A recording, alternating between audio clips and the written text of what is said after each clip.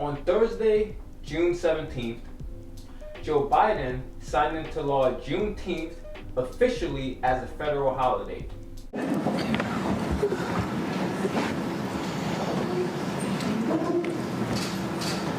It's open. That's the first one.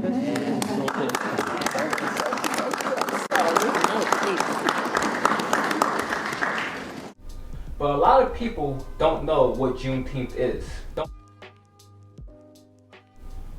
On July 4th, 1776, the 13 colonies of the United States declared themselves free from British rule with the publishing of the Declaration of Independence.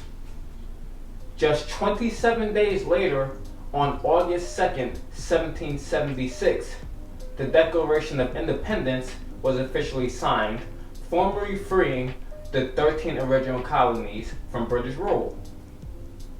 The Declaration of Independence states that all men are created equal, that they are endowed by their Creator with certain inalienable rights, that among those are life, liberty, and the pursuit of happiness.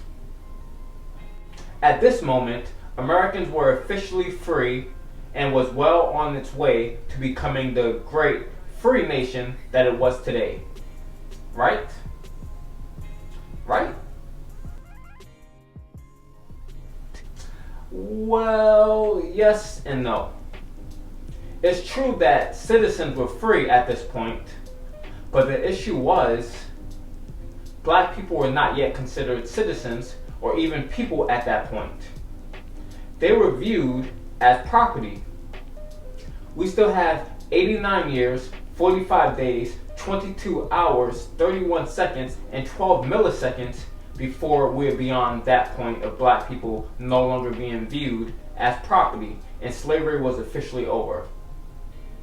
Well, I made up the hours, seconds, milliseconds, but everything else is completely true. But other than that, we have a very long way before black people were legally free in this country. So let's rewind. Keep it 100, I be feeling like Campbell soup over white rice, baked chicken with the skin on, yeah, Lowry's with black pepper, I'm fully seasoned with laughter. We're not exactly sure of the date or even the year that slavery of Africans began in America, because slavery of Africans in America can be traced as far back as 1526, but 1519 is the year Africans were brought to North America as cargo, so we'll go with that. In 1619, Africans were taken from Central and West America and brought to North America,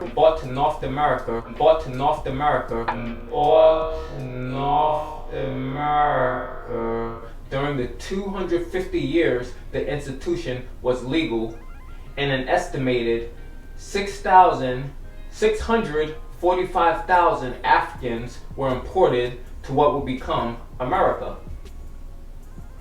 Slavery was legal throughout the 13 colonies for the next 16 years until 1735, when it was banned in Georgia for just 15 years.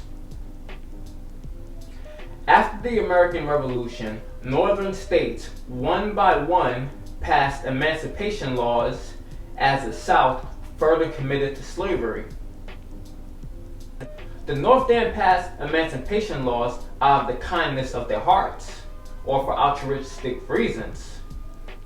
They did so because the Industrial Revolution began in America in 1760, and the North quickly realized that it was much more expensive to keep slaves than vice versa, while the South viewed things differently. This is mostly because of the climate.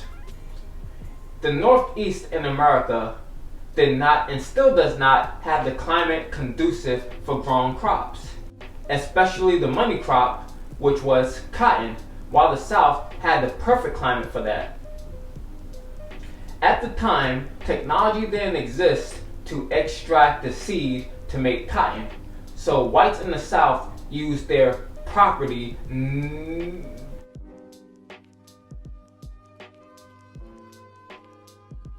black people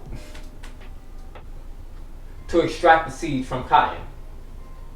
And they were too lazy to do it themselves. So I wonder how the whole black lazy stereotype got started when... So this brings us to the election of 1860. There were 4 candidates in the race with different platforms. The candidates were Abraham Lincoln of Illinois, who represented the Republican Party, who ran on the platform of stopping the spread of slavery into new territories. John Bell of Tennessee represented the Constitutional Party, believed in protecting slavery as it was allowed in the Constitution, but wanted to prevent its spread to keep peace and preserve the Union. John Breckinridge of Kentucky represented the Southern faction of the Democratic Party, wanted the right to own slaves to be protected in territories by federal slave code, and when a territory became a state, the settlers would decide if slavery should be allowed or not. Today, that's where the whole states' rights argument comes from. And finally, Stephen Douglas of Illinois represented the northern faction of the Democratic Party. He believed in the idea of popular sovereignty, that the people should decide for themselves if slavery will exist in their territory, and new states without a federal slave code. So if you noticed, none of the candidates had in their platform that they wanted to abolish slavery. And that's because none of them did. As we all know, Abraham Lincoln won the election of 1860 and became the 16th President of the United States. The Southern states saw him as a threat to their power and their ability to uphold slavery. Abraham Lincoln's goal was to preserve the Union at all costs. He said, "My paramount object in this struggle is to save the Union, and is not to either save or destroy slavery. If I could save the Union without freeing any slaves, I would do it. And if I could save it by freeing all the slaves, I would do it.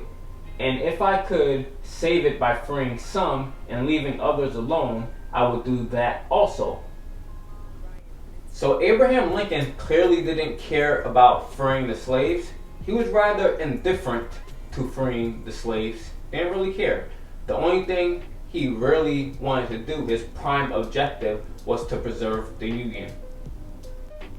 A month after the election was made official, on December 20th, 1860, South Carolina seceded from the Union, followed by 6 other states in the spring of 1861. Shortly after, on April 12, 1861, the U.S. Civil War began. The South calls it, some even still to this day, the War of Northern Aggression. The South was known as the Confederate States of America, while the North was known as the Union. About 4 years to the date, on April 9th, 1865, the Union seceded in the bloodiest war in the history of the U.S. A little side note here. It's funny how the Republicans pretend that there wasn't a political realignment in the 1960s with the Democratic and Republican parties essentially switching platforms, when today Republicans still rep the Confederate flag while the Republicans defeated the Confederates. So they seem a bit confused. They're repping the Confederate flag while saying they're the party of Abraham Lincoln that freed the slaves. So are you a party that reps the pro-slavery side, or are you the party that was anti-slavery? So conservatives, figure it out. That's another video for another day. I'm going to be debunking that myth at some point. So now, back to the video. After the South surrendered, the process of freeing slaves began, and on June 19, 1865, the final slave was freed in Texas. And that's how we got Juneteenth today. 155 years and 363 days later, Juneteenth was signed into federal law by President Joe Biden. So that's an abridged version of the history of Juneteenth, the real Independence Day, because that's when all Americans were officially freed, except those in prison. That's with the 13th Amendment.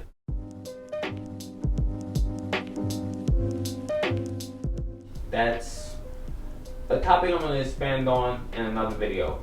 So we still have a lot more work to do getting rid of slavery in prison. The drug war is essentially a new way to put mostly blacks back into slavery. And that's not just conjecture. The drug war was created by Richard Nixon to target blacks and white people who were hippies.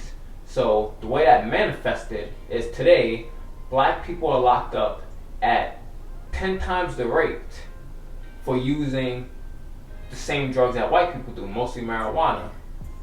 And black people are locked up at 4 times the rate of white people for selling drugs. And more people are arrested for the use of marijuana, not even the sale of it, than all violent crimes combined, with the vast majority of those people being black. So look, we still have a long way to go before progress is fully made. We have to work on reforming the police completely. Not going to get into that in this video, but I've talked about it in other videos, like in my George Floyd documentary. We have to end many discriminatory practices that still go on to this day, like discrimination in banking and the ability to get loans, the police brutality that we still face today, the racial wealth gap which needs to be addressed because whites were able to build that over generations and generations, while blacks were still viewed as poverty. And when they were finally free from slavery, they started from scratch while white people had hundreds of years to build wealth. So there's still a lot that we need to address. Before we see enough progress being made, but it's about damn time that Juneteenth is recognized as a federal law. The real Independence Day. So that's all I gotta say for this video. If you like the content, like and subscribe to the channel, turn on post notifications so I post videos in the future. But I gotta leave you with one more thing before the video is over, and that's the word of the day. The word of the day for today is unalienable or inalienable. You can use it interchangeably. But inalienable is more so used today than unalienable. Inalienable is spelled I-N-A-L-I-E-N-A-B-L-E. The definition of inalienable is unable to be taken away from or given away by possessor. So now I will attempt to use inalienable in a sentence. The inalienable rights that were afforded to white people generations ago were only somewhat recently afforded to blacks. Hopefully I use that sentence correctly. So again, if you like the content, like and subscribe to the channel, turn on post notifications so I post videos in the future. Use inalienable in the comment section below so you watch the video to the end. So that's all I gotta say for the video. Watch my George Floyd documentary. The George Floyd documentary is about the system that allowed George Floyd to be murdered, how much progress we made in it last year, if any, and just how much we need to go before actual justice is served. So that's all I gotta say for this video. Like, I'm not sure what I said before, but I have a Patreon account now. If you want to donate anywhere between $3 to $10 a month, it helps me grow the channel massively. We really appreciate it. My Patreon is www.patreon.com/keepit100dre. So anything you can donate if you can, it'd be very much appreciated. If not, I still love you anyways. Subscribe to the channel, it helps the channel grow massively. Other than that, I appreciate y'all watching. 100%. Black is beautiful. Happy Juneteenth. Peace. Well, I've been stacking up. Nah, really that ain't accurate, cause I just spent my whole damn advance in the past couple months just to compensate for times we ain't have enough. Ooh.